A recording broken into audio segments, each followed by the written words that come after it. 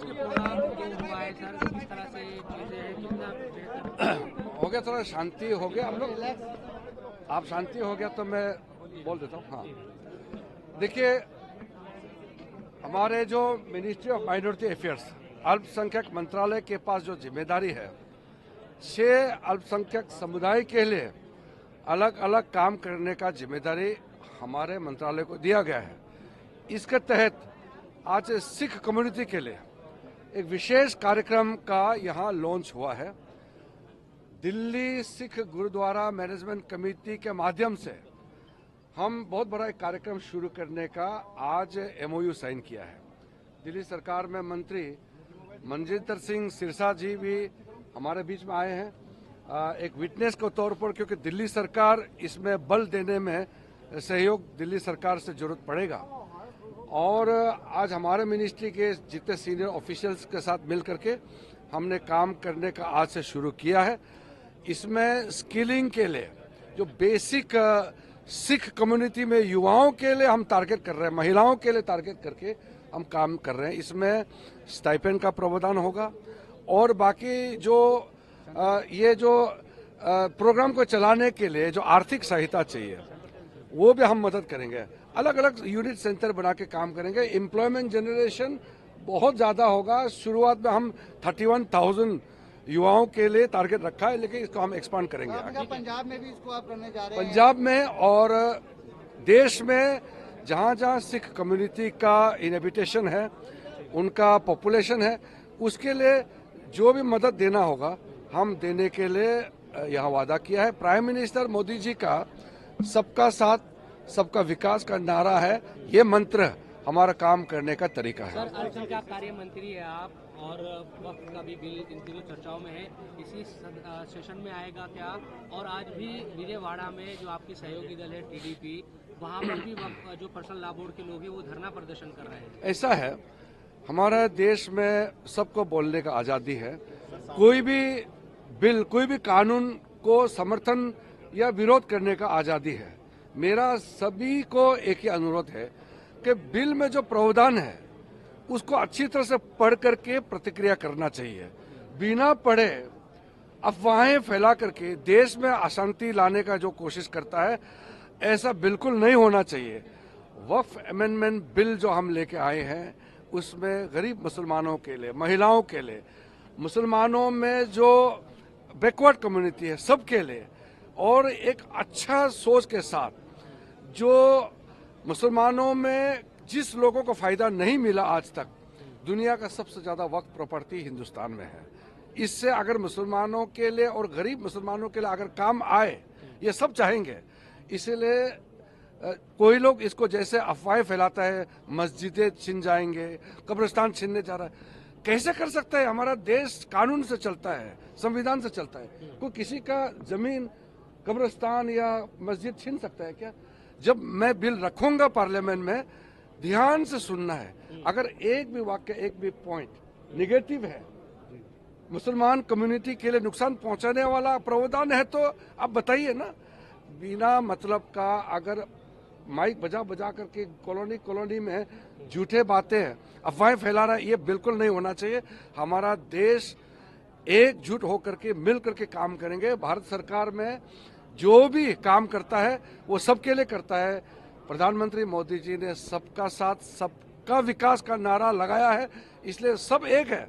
अलग अलग भाव से ये धर्म वो धर्म की नजर से मत देखिए। तो आ रहा है सर वक्त बिल कब आएंगे वो हम बताएंगे बाद में, लेकिन हम तैयार हैं। और कंसल्टेशन, वाइड कंसल्टेशन हो चुके हैं। JPC के अलावा हजारों लाखों के साथ में 97 लाख हमारे पास प्रतिनिवेदन, हमारे पास रिप्रेजेंटेशन। कभी आपने सोचा है, कभी सुना है? 97 लाख। कांग्रेस के जमाने में 200-300 रिप्रेजेंटेशन लेते थे। हम 97 लाख से भी ज्यादा रिप्रेजेंटेशन लिया है, सबका सुझाव लिया है। इसलिए किसी को भ्रमित करने का बिल्कुल आवश्यकता नहीं है।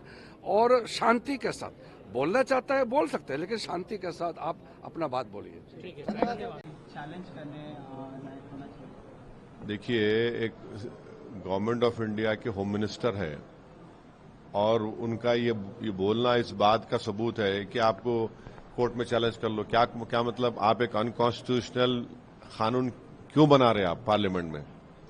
और कोर्ट को चलो, कोर्ट तो है, एज अ गवर्नमेंट आप एक अनकॉन्स्टिट्यूशनल कानून क्यों बनाना चाह रहे हैं जो संविधान के, कॉन्स्टिट्यूशन का आर्टिकल 14 का, आर्टिकल 25 का, 26 का, 29 का ग्रेव वायलेशन है?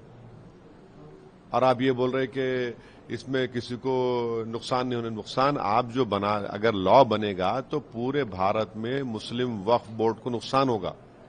और ऐसा लॉ बना रहे जिससे गवर्नमेंट वक्फ प्रॉपर्टीज को छीनना चाह रही मुसलमानों से।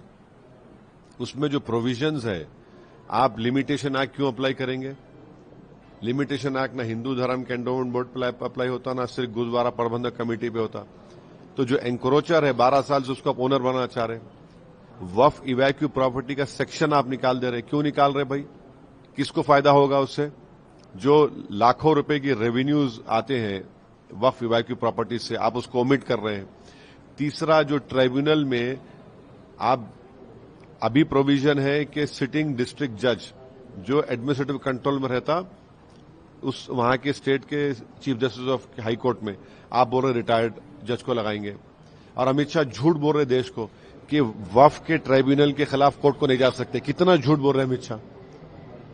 एनजीटी का ट्राइब्यूनल है, इनकम टैक्स का ट्राइब्यूनल है, रेलवे क्लेमेंट्स ट्राइब्यूनल है, ऐसे कई ट्राइब्यूनल है जिसके जजमेंट के बाद आप रिव्यू पिटीशन डालते।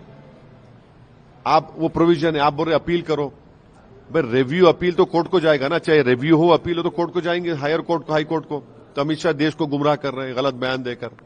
और फिर आप मुस्लिम वक्फ बोर्ड में नॉन मुस्लिम को मेंबर क्यों बनाना चाह रहे? बताइए आप, क्या वजह है बनाने की?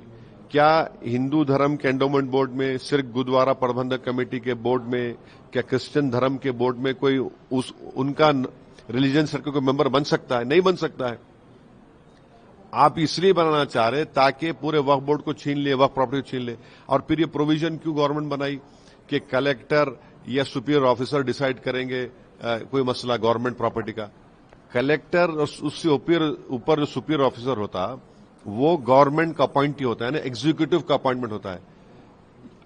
अगर कोई बात कलेक्टर के खिलाफ आएगी तो कलेक्टर उसमें जज बन जाएगा। ये प्रिंसिपल ऑफ नेचुरल जस्टिस के खिलाफ है। दिल्ली के 123 प्रॉपर्टीज का जिक्र अमित शाह करते हैं। 123 प्रॉपर्टीज का जिक्र सच्चर कमेटी ने किया। ये सरकार सच्चर कमेटी को जहां अच्छा दिखता चूज कर रही है, ले रही है, और जहां उनको तकलीफ हो रही भूल जा रही है। सच्चर कमेटी ने कहा 2007 में ये 123 प्रॉपर्टीज जो दिल्ली के हैं ये वक्फ प्रॉपर्टीज है, उसको रिलीज करो। कोर्ट के कई ऑर्डर्स भी है उसमें, ex prime minister Indira Gandhi का लेटर भी है उसमें। 2007 में सच्चर कमेटी ने अपनी रिपोर्ट में कहा कि उन प्रॉपर्टीज की मार्केट वैल्यू 3000 करोड़ है। आज हम 2025 में 10,000 करोड़ के ऊपर तो होंगी। आप वो प्रॉपर्टीज को छीनना चाह रहे। कैसा छीनना चाहे? कलेक्टर को आप बोल देंगे आप तुम डिसाइड कर दो। कौन सा कलेक्टर गवर्नमेंट के खिलाफ देगा? और फिर आप पहले जो था, अगर कोई वक्फ प्रॉपर्टीज को गलत एलिनेट करता फ्रॉडुलेंटली तो उसको 2 साल की सजा थी, नॉन बेलेबल था, उसको बेलेबल कर दिए, सिंपल इम्प्रिजनमेंट कर दिए। वक्फ में जो प्रॉपर्टीज होते हैं उसका 7% इनकम स्टेट वक्फ बोर्ड जाता, आपने उसको कम कर दिया। कहां से रेवेन्यू आएगा?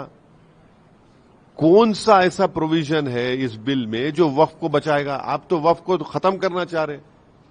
ये तो इसका नाम रखना चाहिए लुटेरा वक्फ कानून। अमेंडमेंट जो ला रहे हैं लुटेरा वक्फ अमेंडमेंट। और बार बार बोलते नहीं वक्फ जहां पे चाहा वक्फ बोर्ड की प्रॉपर्टी डिक्लेयर करता, नहीं होता ऐसा। झूठ बोल रहे हैं बीजेपी वाले।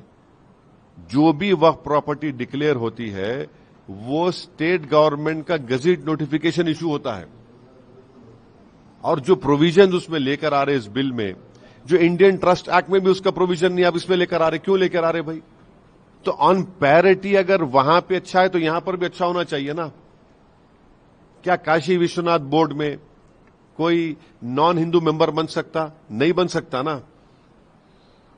क्यों वहां पे क्यों नहीं बन सकता? यहां पे क्यों बना रहे फिर आप? तो आप ये वक्फ बोर्ड को खत्म करने के लिए, मस्जिदों को, दरगाहों को, खानखाहों को, प्रॉपर्टीज को छीनने के लिए नरेंद्र मोदी की गवर्नमेंट इस तरह के कानून को ला रही है। Sir, you have stated that Chandrababu Naidu, Chirag Paswan and others are not trying to stop the BJP who are trying to. See, the BJP has no majority in the Lok Sabha. They are बोलते हैं ना बैसाखियों पर ये government है.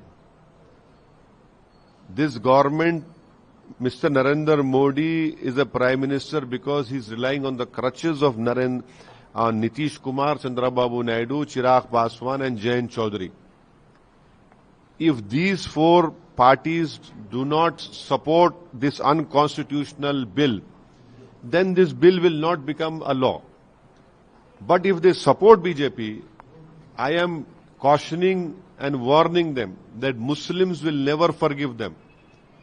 You are supporting an unconstitutional bill which will destroy the Muslim Waqf Board forever, which will take away our masjids, dargahs, khanqahs, and which will be a violation of Article 14, Article 25, Article 26 and 29.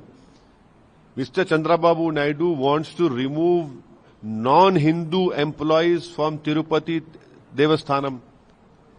Why is he allowing non-Muslims to be made a member of the Muslim Waqf Board?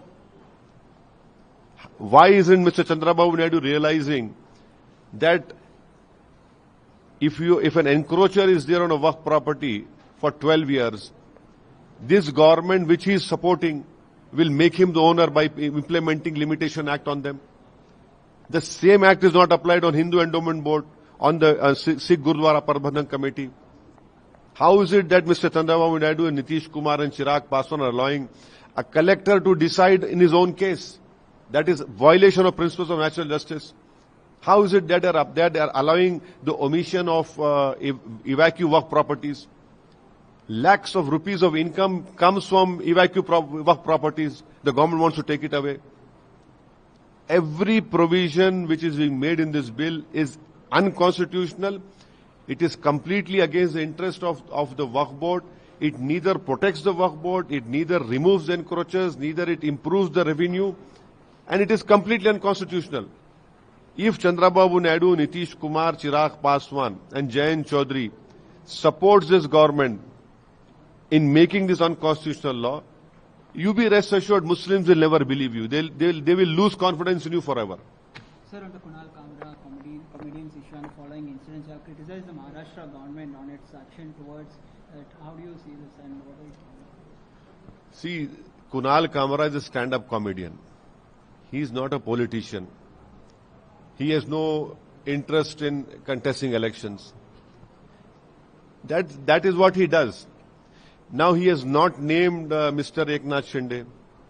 But Mr. Eknath Shinde, his party, the Chief Minister of Maharashtra, have taken it on a personal level that how can you call him a Gaddar? The biggest traitor in this country is one who forgets rule of law. The biggest traitor in this country or Gaddar in this country is who applies law selectively. Why is Mr. Fadnavis forgetting that in his own state, when Mr. Shinde was the Chief Minister, one person had talked complete nonsense and rubbish, complete nonsense and lies in a very demeaning way about our Prophet Muhammad sallallahu alaihi wasallam. That didn't hurt Mr. Fadnavis, that didn't hurt the ego of Mr. Eknath Shinde. A stand-up comedian, without naming someone, performs a skit. You take it on a personal level, but you don't apply the same law. You don't ask for arresting of that fellow who talked, rubbish about our Prophet Muhammad sallallahu alaihi wasallam. He talked lies. People go and demolish that place where Kunal Kamra had performed. In Nagpur, one Irfan Ansari was killed. Why isn't Fadnavis asking for those accused persons, their houses to be bulldozed? Though I don't believe in using a bulldozer. So this selective application of law is the biggest disservice to the Indian Constitution. You have to believe in the Indian Constitution. You have to apply law equally. You cannot. They have become a joke on the joke is on them now. Because you are applying law because it hurts your ego. You cannot talk like this. But what about that person who spoke about our Prophet Muhammad sallallahu alaihi wasallam? What about the people who killed Irfan Ansari in Nagpur? Have you sent bulldozers to their homes? So this selective application of law is weakening the constitution in this country.